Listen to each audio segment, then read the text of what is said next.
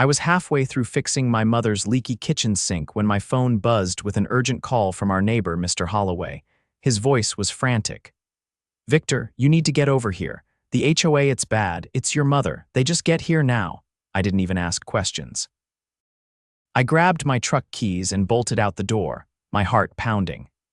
My mother, Sylvia, was in her 70s, a retired nurse who had lived in this neighborhood for over 30 years.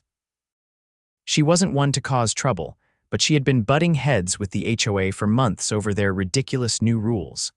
The moment I pulled up to the community park, I saw it. My mother, sitting on the ground, her back against the metal fence that enclosed the basketball court. And around her wrists chains, actual metal chains. I slammed the truck door and sprinted toward her. Several neighbors had gathered, whispering in shock. My mother looked up at me, her face both angry and exhausted. "Victor, they did this," she said, her voice steady but furious. Standing a few feet away, arms crossed, was the HOA president, Karren Prescott. A middle-aged woman with an overinflated sense of power, she was always finding new ways to make the neighborhood miserable. She had her signature smug expression, flanked by two other board members, both looking uneasy. I turned to her, pure rage boiling in my chest. "What the hell is this?" Karren barely blinked. "Your mother violated community policy. She refused to move her potted plants off her front porch after repeated warnings. We had no choice but to enforce the rules. You chained my mother to a fence because of potted plants." My voice echoed through the park, and a few of the neighbors gasped. Karren sighed like she was explaining something to a child. "Victor, when rules are ignored, there must be consequences.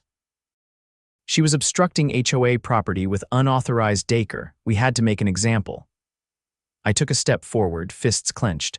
"I'm going to ask you one time. Where's the key?" Karren let out a breathy laugh.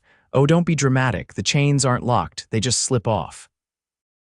I knelt down, my hands shaking as I unwrapped the metal links from my mother's wrists. The marks left behind made my blood boil.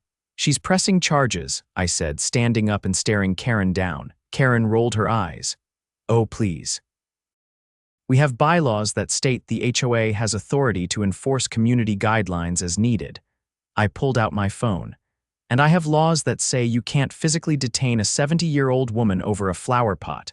Karren's face twitched at that, but she quickly recovered. "You're overreacting." "Am I?" I turned to the growing crowd of neighbors. "Is this what we're allowing now? The HOA gets to play warden. Who's next? Are we going to start chaining people up for leaving their trash cans out too long?" Murmurs spread through the crowd. People were realizing just how far Karren had taken things. Karren's eyes darted around. "This is an internal HOA matter. If you don't like it, take it up with the board." I met her gaze, calm and deadly serious. "Oh, I plan to, because after this, I wasn't just pressing charges. I was taking them all down, permanently." I helped my mother to her feet, supporting her as she flexed her wrists. The red marks left by the chains made my stomach turn. A few neighbors stepped forward, offering quiet words of concern, but their eyes kept flicking toward Karren and her board members, who were now visibly uncomfortable with the growing attention. I turned to Mr. Holloway, who had been the one to call me. His expression was tight with anger. "They dragged her out here," he said under his breath. "She refused to go willingly, so they had those two idiots," he nodded toward the board members, "carry her. We tried to stop them, but Karren kept yelling about HOA authority." I clenched my jaw. There was a fine line between an overzealous HOA and outright criminal behavior, and Karren had obliterated that line. I turned back to her. "You assaulted an elderly woman. You realize that, right?" Karren scoffed, but there was a flicker of uncertainty in her eyes now. "We followed protocol." I pulled out my phone and hit record. "Say that again. Say on camera that your HOA's protocol includes physically restraining residents." Her mouth snapped shut, and she glanced at the two board members beside her. Neither of them looked willing to back her up. I turned the camera toward the crowd. "If any of you saw what happened, I want your statements. I'm pressing charges, and I want Karren and everyone involved held accountable." Murmurs of agreement rippled through the group. A few people stepped forward immediately, eager to give their accounts. Karren took a step back, her confidence visibly cracking. "You're making a mistake," she said. "We were within our rights." I ignored her, focusing instead on gathering testimonies. Mr. Holloway was the first, followed quickly by Mrs. Patel, a retired teacher who had lived in the neighborhood as long as my mother. She was visibly upset as she recounted how Karren had ordered the board members to remove my mother from her porch when she refused to comply. More neighbors came forward, and with each new statement, Karren's posture stiffened. Then I saw the police cruiser pull up.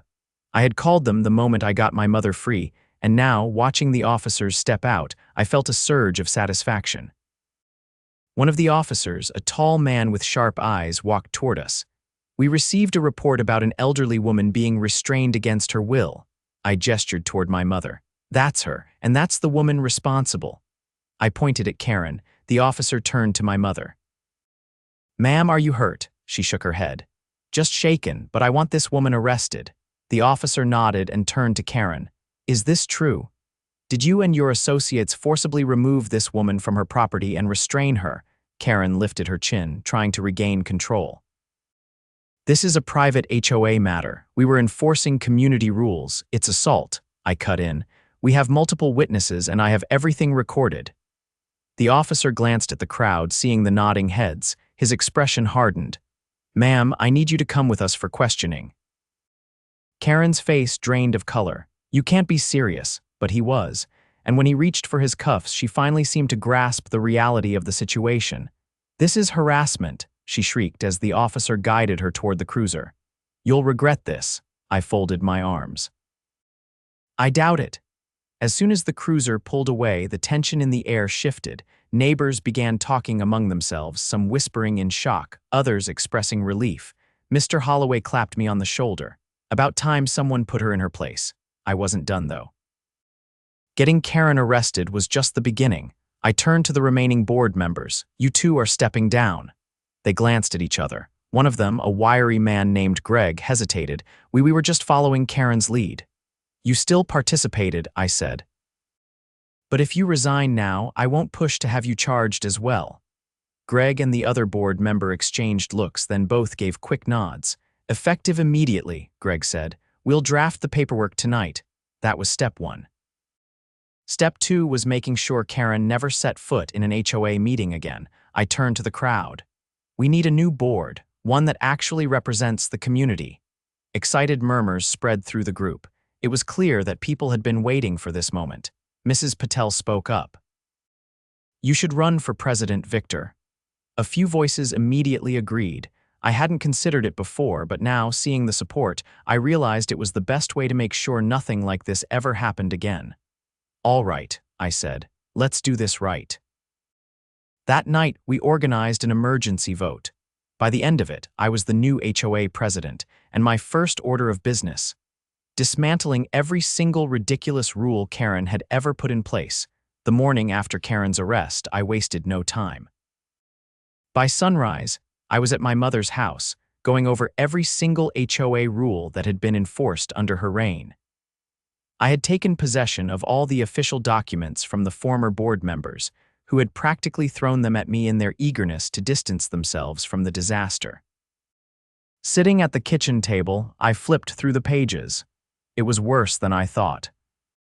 Hidden within the fine print were clauses that allowed the HOA to impose absurd fines, seize personal property for violations, and even restrict visitors from staying longer than 2 nights without written approval. It was a dictatorship disguised as a neighborhood association. My mother sat across from me, sipping her tea. Her wrists were still red from the chains, but the fire in her eyes was back. She leaned forward and tapped the papers. "How did nobody catch this before?" I set the documents down. "Because they worded everything just vague enough that no one questioned it, and when people did, Karren bullied them into silence." She shook her head. "People were scared of her," I nodded. "Not anymore." By noon, I had gathered a group of neighbors in the community center. The mood was tense but hopeful. People who had spent years under Karren's thumb now sat on the edge of their seats, waiting to hear what would come next. I stood at the front of the room, holding up the thick stack of papers. "Here's what we're dealing with. Under Karren's leadership, the HOA has been abusing its power, imposing illegal fines and enforcing rules that have no legal standing. Murmurs spread through the crowd. People weren't just angry, they were furious. Mrs. Patel stood up. What can we do about it? I placed the documents on the table. We start by invalidating every single one of these rules. Effective immediately, all fines issued under Karren's leadership are voided. A wave of relief washed over the crowd. Mr. Holloway, sitting in the front row, exhaled loudly. You mean I don't owe them the $500 for having a garden gnome? I shook my head. No, and anyone who paid similar fines will be refunded. I'll make sure of it. A few people clapped, but I wasn't done. Next, we'll be rewriting the bylaws to ensure something like this never happens again. That means no more arbitrary restrictions, no more unchecked power, and no more intimidation tactics. A man in the back raised his hand.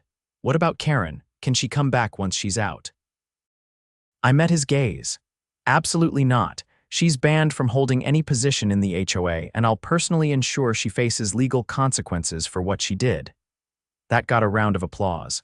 After the meeting, people lingered, talking excitedly about the changes. The atmosphere was completely different from before, lighter, freer. As I packed up, my mother walked over, placing a hand on my shoulder.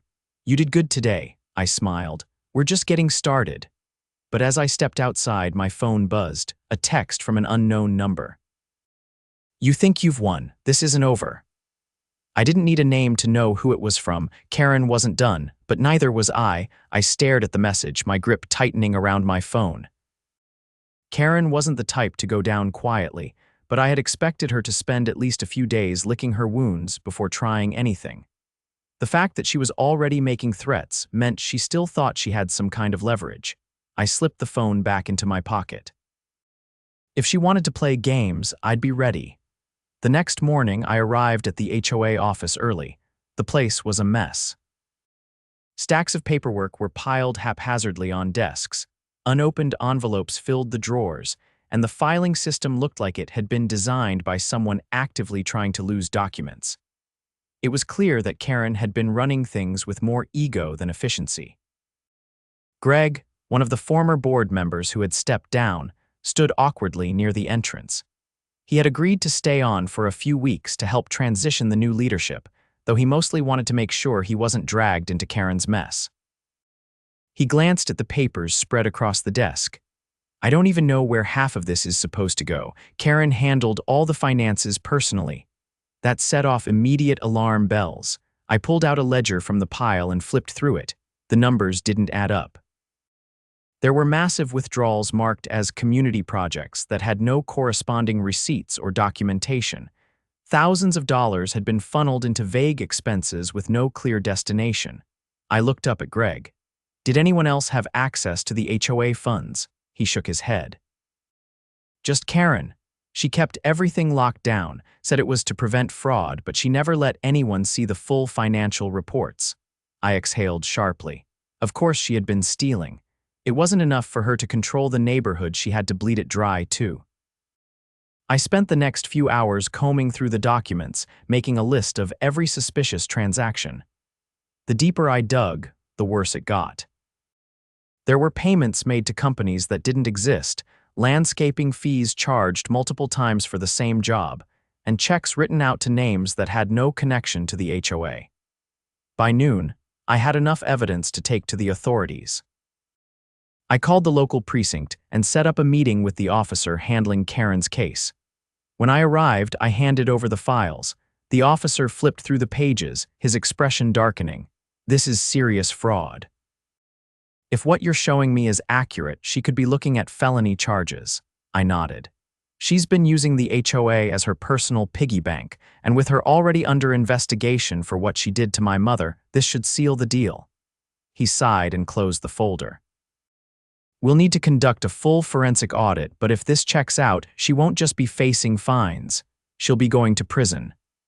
That was exactly what I wanted to hear. When I left the station, I felt lighter. Karren had spent years terrorizing the community, but now the walls were closing in on her. I returned to the HOA office and called an emergency meeting. The residents gathered quickly, eager to hear what was happening next. I stood at the front of the room, holding up the financial records. Karren wasn't just abusing her power, she was stealing from us. I laid out the evidence, explaining each fraudulent charge and how much money had been siphoned away.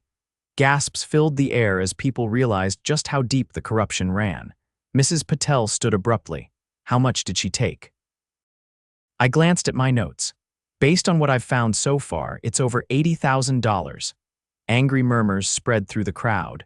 Homeowners exchanged furious looks, realizing they had been paying inflated dues while Karren lined her pockets.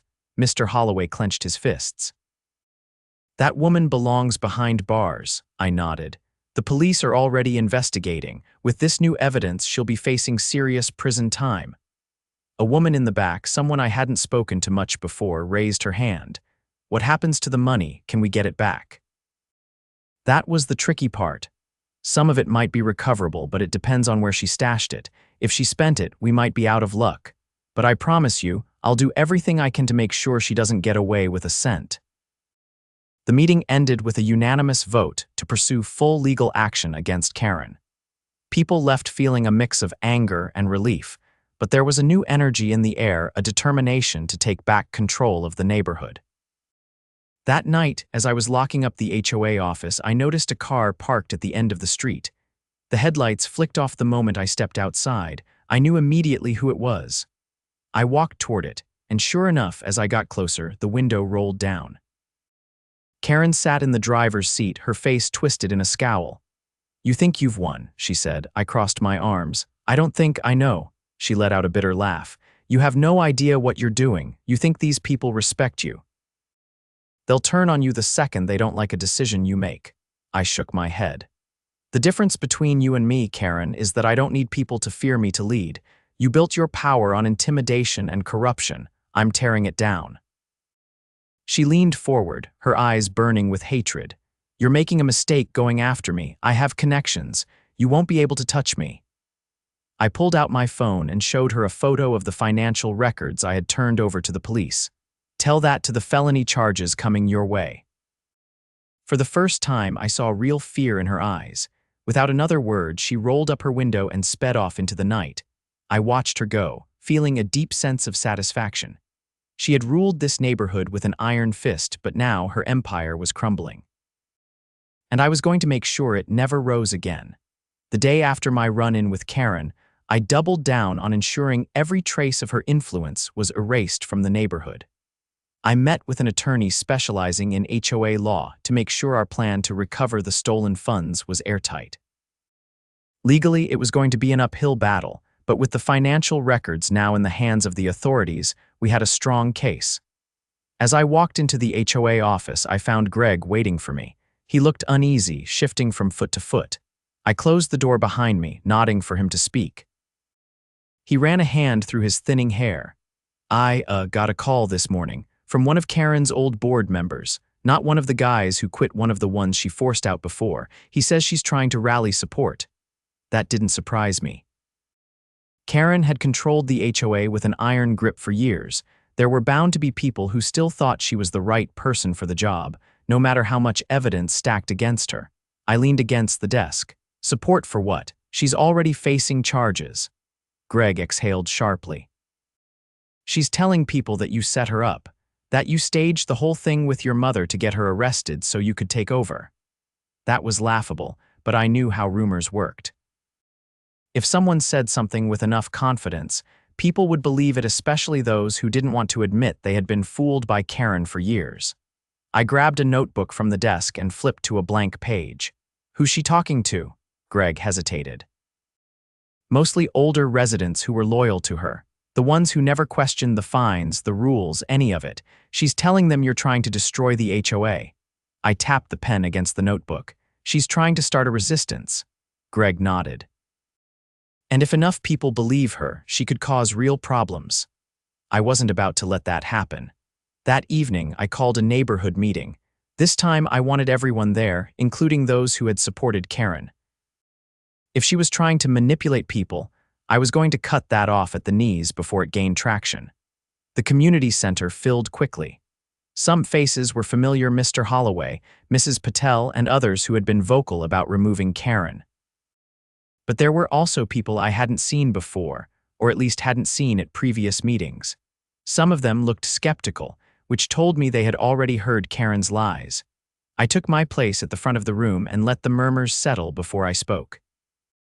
I called this meeting because I know there are rumors going around. Some of you may have heard that I staged what happened to my mother as an excuse to take over the HOA. A few of the skeptical faces stiffened, but no one spoke. I picked up a folder from the table and held it up. These are the financial records we uncovered after Karren's arrest. They show years of fraud, tens of thousands of dollars that were taken from this community under her leadership. This is not an accusation. This is documented evidence that has been turned over to law enforcement. I open the folder and read out a few of the more egregious charges: massive landscaping fees for work that was never done, inflated invoices from companies that didn't exist. As I continued, I could see the expressions in the room shifting. Doubt turned into realization. When I finished, I set the papers down. I know change is hard. Some of you trusted Karren. Some of you might have liked the way she ran things, but the truth is, she wasn't protecting this neighborhood, she was using it. An older man in the back, someone I recognized as one of Karren's longtime supporters, crossed his arms. "And what makes you any different? You're standing up there making all these promises, but how do we know you won't do the same thing?" I met his gaze evenly. "Because I'm not doing this alone."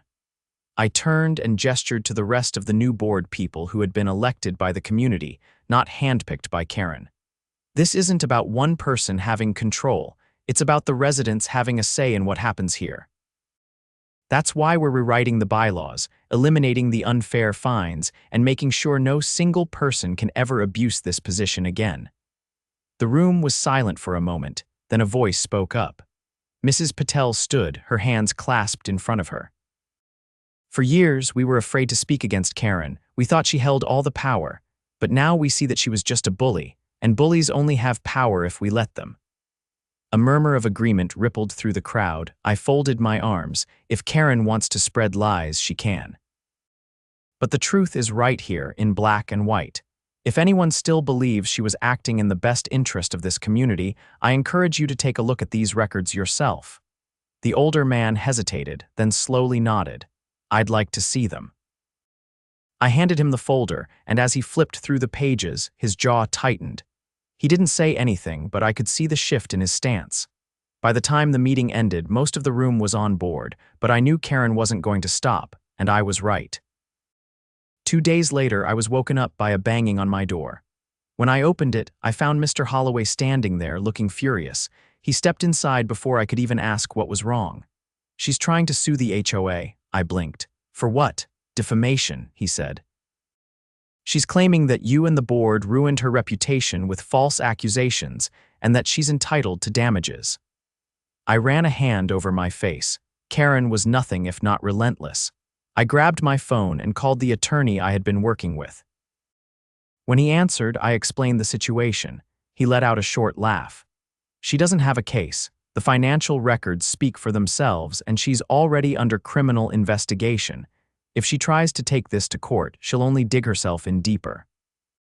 That was good news, but it didn't mean she wouldn't try to make life difficult in the meantime.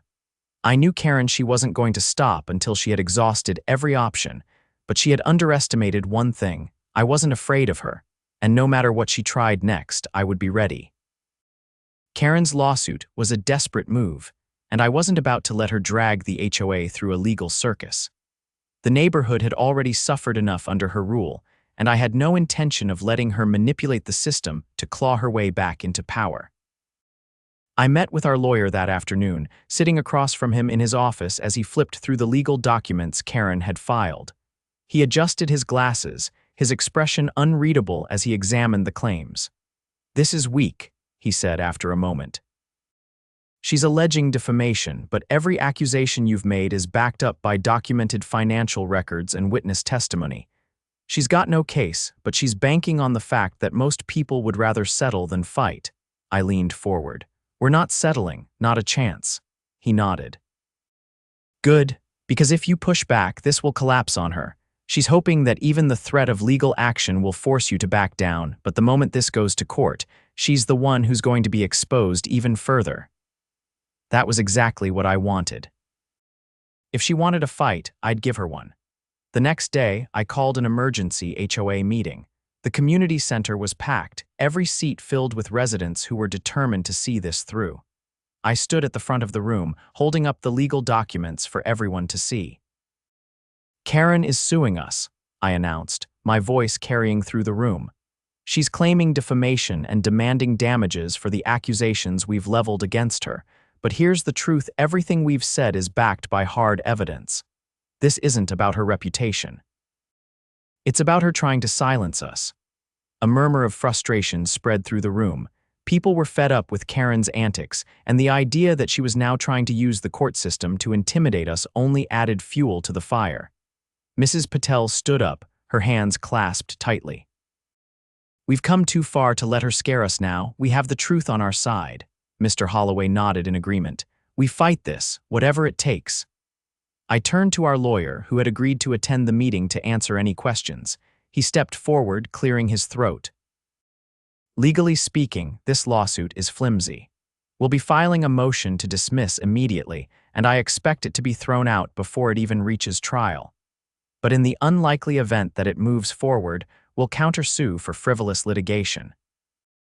If she wants to play this game, she's going to regret it." That was all the reassurance the community needed. A vote was held, and it was unanimous. No one wanted to back down. We would fight Karren's lawsuit head-on. Over the next few weeks, the legal battle played out swiftly. Our lawyer filed the motion to dismiss, and Karren's legal team, if she even had a real one, was forced to respond. Her argument was weak, built on nothing but empty claims and an attempt to paint herself as the victim. Then, the final blow came. The forensic audit of the HOA's finances was completed, and the results were damning. Not only had Karren stolen from the community, but she had also been funneling money into personal expenses, vacations, expensive furniture, even payments toward a sports car. The evidence was overwhelming, and the authorities wasted no time filing criminal charges. The moment the news broke, her lawsuit crumbled. Faced with impending legal consequences, she withdrew her case in a last-ditch effort to save herself from further humiliation. But it was too late. The police arrived at her house early one morning, and the neighborhood watched as she was led away in handcuffs. Some people filmed it, others just stood in silence, taking in the sight of the woman who had tormented them for years finally facing justice. Mr. Holloway stood beside me, arms crossed. "Never thought I'd see the day," I exhaled, watching as the cruiser pulled away. She did this to herself. With Karren gone for good, the HOA underwent a complete transformation. The ridiculous fines were abolished, the stolen funds were slowly recovered, and we implemented a system where no single person could ever hold unchecked power again. It wasn't just about undoing the damage Karren had done. It was about making sure no one like her could ever rise to power in this neighborhood again. One evening, as I walked through the streets, I noticed something different. There was a lightness in the air. People were outside, talking to their neighbors. Kids were playing in the yards without fear of being scolded for violating community guidelines. This was what the neighborhood should have always been. I returned to my mother's house, finding her sitting on the porch, a cup of tea in her hands. She looked up as I approached and smiled. "You did good, Victor," she said simply. I sat down beside her, letting out a breath. "It's finally over." She sipped her tea, gazing out at the peaceful street. "No, son, it's finally beginning." And she was right. Because this wasn't just about taking down Karren. It was about rebuilding something better.